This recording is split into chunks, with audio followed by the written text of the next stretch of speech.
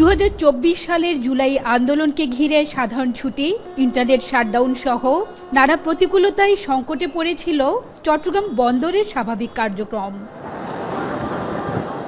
সবকিছু ছাপিয়ে বন্দরের ইতিহাসে 2024 সালে রেকর্ড 32,75,627 টুয়েস কন্টেনার হ্যান্ডলিং করেছে, যা গেল বছরের তুলনায় 2,25,000 একক বেশি। আমরা এই বছর 3,27 মিলিয়ন টিইউস কন্টেনার হ্যান্ডেল করেছি, যা ইতিপূর্বে সমস্ত রেকর্ড ব্রেক করেছে।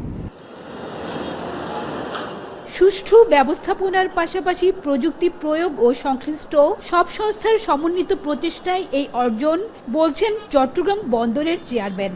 এতে কমেছে জাহাজের অপেক্ষার সময় ও গড় অবস্থান কালও। ন্যাশনাল সিঙ্গেল উইন্ডো এনবিআর করছে এবং আমরাও ম্যারিটাইম সিঙ্গেল উইন্ডো করতে যাচ্ছি, পোর্ট সিঙ্গেল উইন্ডো। তাহলে আমরা ইন্টারন্যাশনাল যে পোর্টের যে স্ট্যান্ডার্ড, এটা অর্জন করতে সক্ষম হব।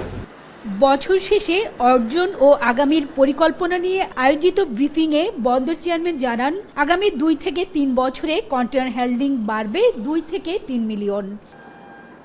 ওপেন টেন্ডারে গেলে এটা পার্টিসিপেটরি হইতে হবে, কম্পিটিটিভ হইতে হবে, ইনডিসক্রিমিনেটরি হইতে হবে এবং এটা ওপেন হইতে হবে।